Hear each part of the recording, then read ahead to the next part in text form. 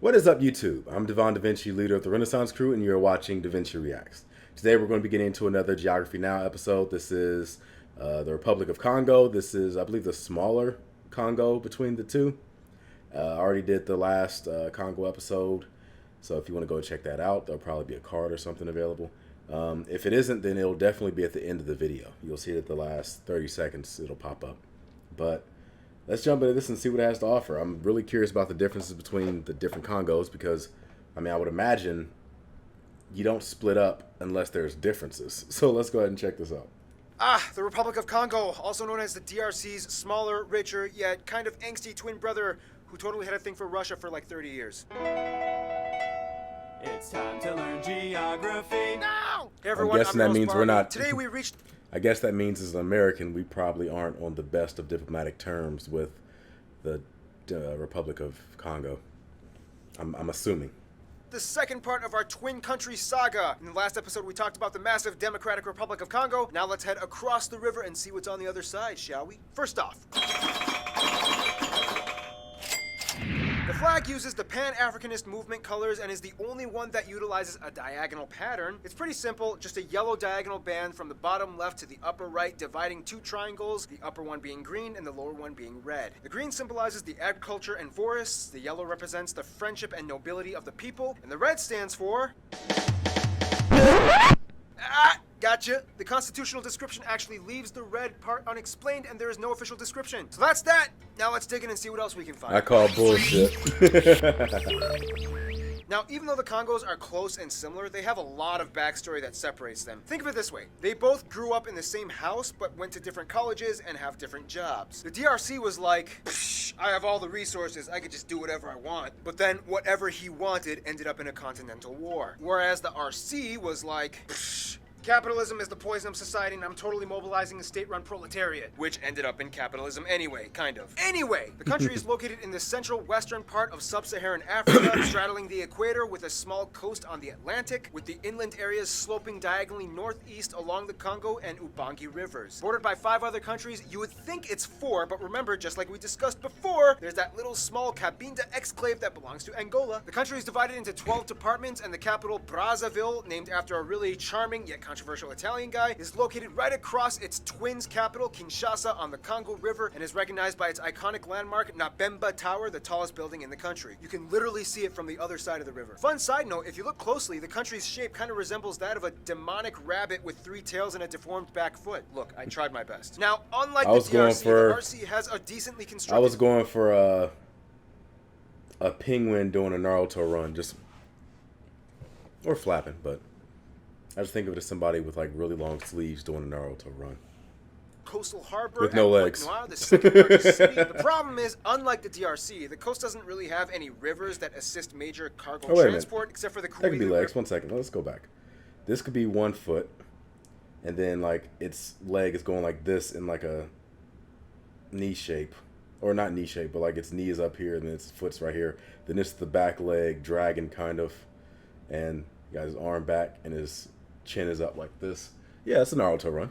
DRC, the coast doesn't really have any rivers that assist major cargo transport, except for the Kuili River that doesn't really end up going anywhere important. So most shipments that arrive on the coast have to be transported either by truck or train to the other parts of the country. Speaking of which, the most important railway in the country, the Congo Ocean Railway, built in the 30s, connects Point Noir with both Brazzaville and Mbinda along the border of Gabon. This train operates both freight and passenger cars that have helped the country develop exponentially in the past century. It's okay though, because the DRC totally lets them use their coastal entrance on the Congo River for imports to Brazzaville. It really is like, we're brothers, we're happy and we're singing. I love a reference to the Wayne's Brothers show.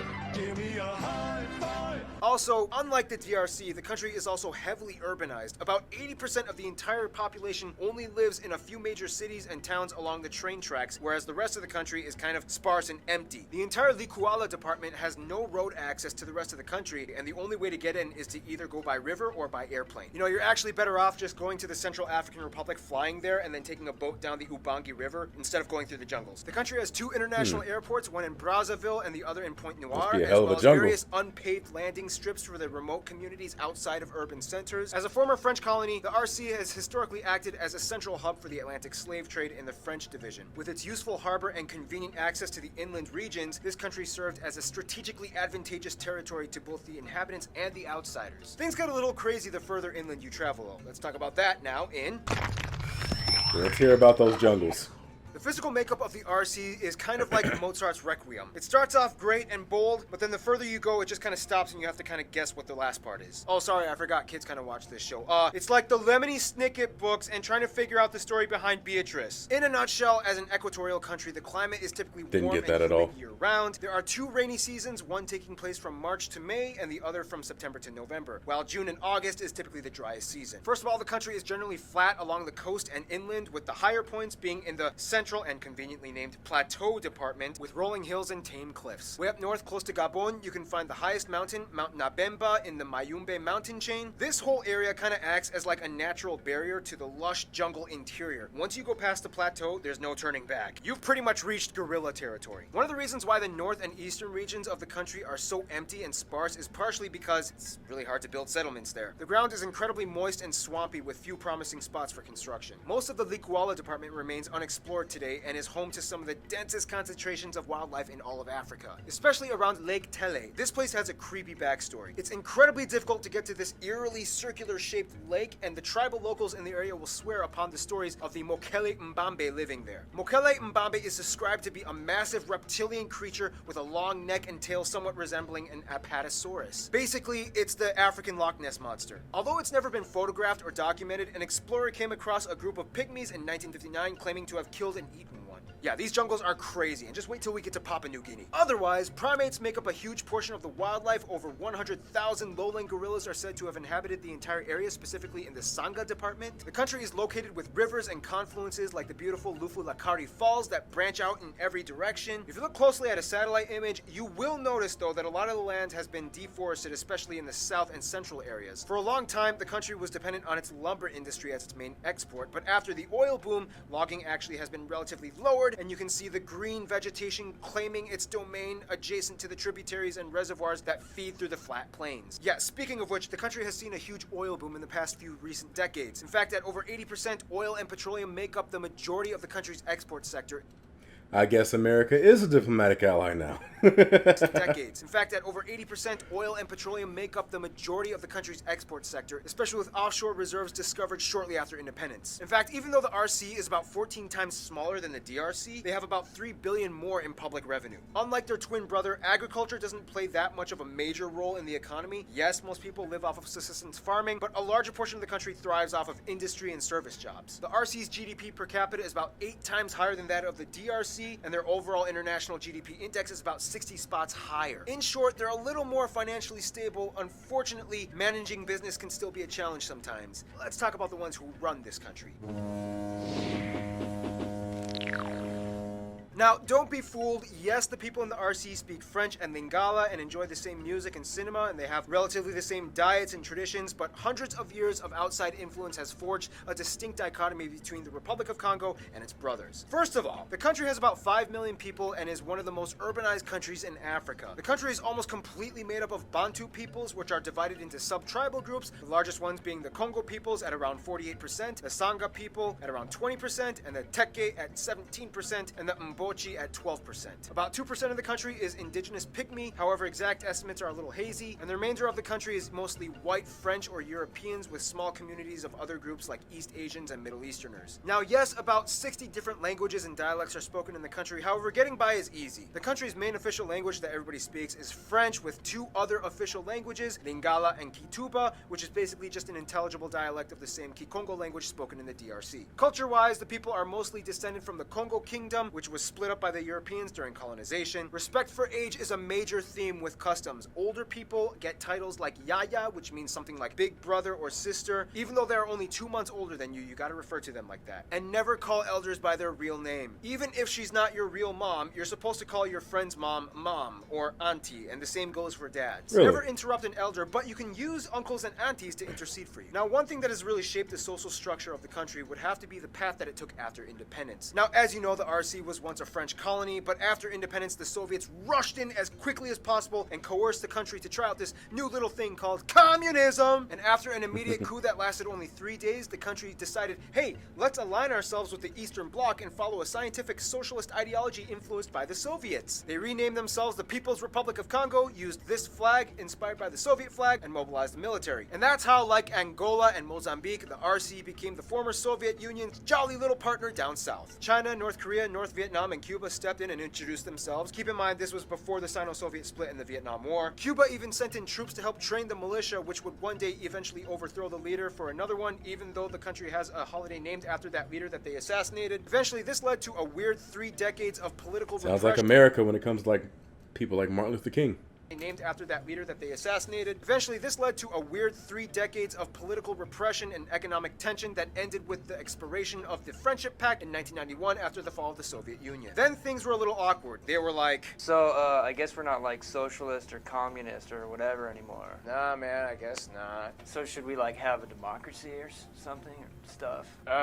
Sure, yeah, man, why not? But then this guy was like, nope, and started a civil war. To this day, the country operates under a one-party democratic system that pretty much puts Sasu, who originally ruled under the Soviet Pact, in power indefinitely. Vegeta. This, of course, has caused a lot of conflict and protests, which still lingers to this day. So, as you can see, the country has a weird historical and politically driven social construct infused with French foregrounds, yet a communist undertone. Weird, right? And this is just one of the reasons why the RC and DRC, although really close culturally, have never really decided to become one country. Although the thought has been entertained, the political atmosphere and domestic conflicts of each nation have kind of inadvertently hindered them from really moving forward with a union plan. It's also partially why a bridge has still yet to be built between the two, out of fears that any future political uprisings would probably end in destroying it. Nonetheless, as crazy as things got, they still know how to reach out to the rest of the world and to other countries, some of which we will discuss in...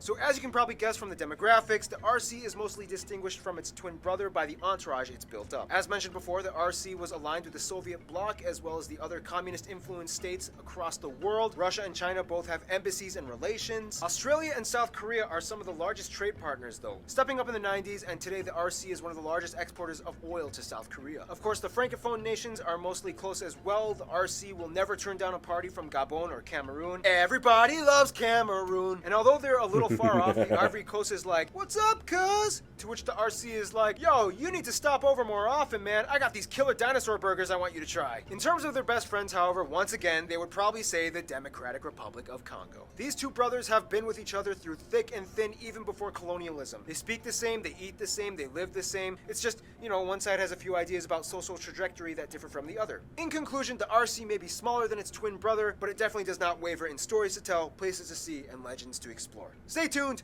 Costa Rica is coming up next. That's weird. He didn't mention anything about their current relationship with, say, Russia or the Eastern Bloc or America and capitalist countries. That's what I would have liked to have heard. If there's anybody that is from the RC that can explain something in the comment section, please do. If somebody's familiar with the relationships between the RC and those countries I mentioned, please do. I would like to hear what you guys have to say. Now, the next country that I'm going to check out, I'm not sure what it's going to be. Maybe I'll run over to Cameroon because that seems like everybody's friend. I'd like to know more about that. But for those of you that have asked, I will be checking out other countries in other parts of the world too. I'll probably be jumping over to the Middle East next, and then taking a trip to Asia, and then finally wrapping it up with South America. By the time I get done with the key countries in South America, he should have a video on South Africa and the United States, and I'll check those out as well. Now, with that being said, I'm going to go ahead and wrap this up. I am Devon DaVinci. Hopefully you've been enlightened. I look forward to seeing what you guys have to say in the comment section down below. Until then, I'm going to give you the deuces, and I'm signing out. Deuces.